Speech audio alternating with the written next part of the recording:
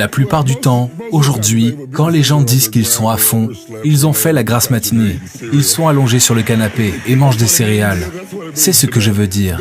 C'est comme ça aujourd'hui et ce n'est pas ce que cela signifiait à mon époque et ce n'est pas ce qui fait le succès des gens.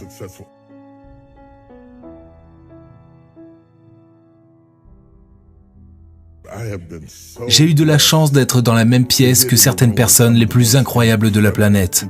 L'autre jour, j'ai déjeuné avec le PDG d'AT&T. Et nous avons passé des heures et des heures à discuter et à interagir l'un avec l'autre et nous sommes devenus amis. Dimanche dernier, j'ai été invité chez Oprah pour le lancement de son livre et je l'ai vue dans les coulisses et j'ai pu voir comment elle fonctionne, qui elle est et ce qu'elle fait. J'ai vu des gens qui étaient dans la clandestinité. J'ai vu Steve Harvey se démener. J'ai vu des gens qui sont sur la brèche. Être vraiment sur la brèche, c'est une éthique de travail qui vous époustouflerait. Vous seriez époustouflés. J'ai 60 ans et tous ceux qui travaillent pour moi sont plus jeunes que moi et ils vous diront qu'en termes de travail, je vous mets la misère. Je vous mets la misère.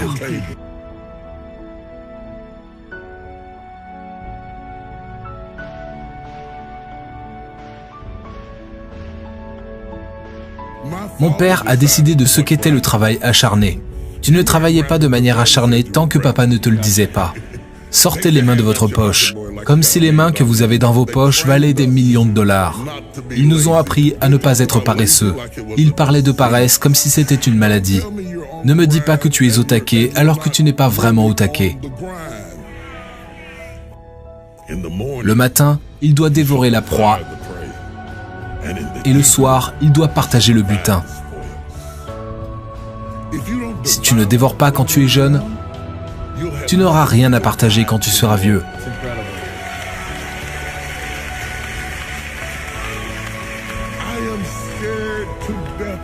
Bleu des gens jeunes qui disent « Je n'arrive pas à comprendre. Je sais pas trop. Je n'ai pas encore décidé après avoir essayé si j'aimais ceci ou non. Je ne sais pas. » Mais peut-être que vous devriez vous dépêcher. C'est vrai. Le matin, dévore quelque chose. Lance-toi à fond sur quelque chose. Tu ne sauras jamais ce que tu peux faire ou ce que tu peux être jusqu'à ce que tu t'y mettes à fond. Le dévorer. Je veux dire le dévorer. N'essaie pas. Dévore. Attaque. Attaque comme pour tuer. Dévore la proie et le soir, partage le butin. Aujourd'hui, nous faisons les choses à l'envers. Nous voulons partager le butin le matin. Alors on tergiverse quand il faudrait dévorer. Vous voyez, ne vous inquiétez pas de savoir quel nom vous portez sur vos vêtements. Quand on est jeune, on se soucie de son nom à soi. Il y a une personne âgée en toi qui dépend de toi et de ton intelligence. C'est la personne que tu seras dans 30 ou 40 ans. Ne décevez pas cette personne en faisant l'idiot pendant les années où vous êtes les plus forts au cours de votre vie et puis quand vous êtes voûté et que vos genoux sont rouillés, que vous ne pouvez plus bouger, maintenant que vous êtes foutu, vous allez vous y mettre à fond à ce moment-là.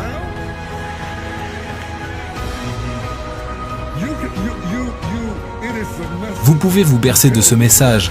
Je suis fatigué. Je le sens pas. On devient ce que l'on se dit à soi-même.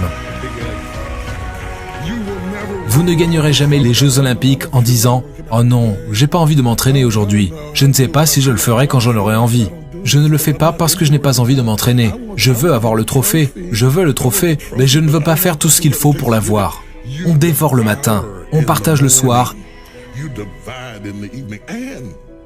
Et si on essaie quelque chose et que ça ne marche pas, c'est pas grave.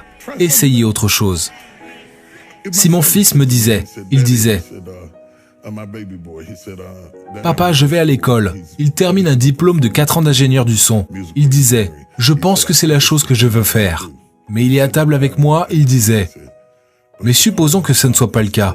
Supposons que je jette tout par-dessus bord et que ce ne soit pas vraiment mon truc. » Et je me suis penché sur la table pour dire « Ne t'inquiète pas pour ça, fils. Si ce n'est pas ton truc, ce sera la chose qui mènera à ton truc. »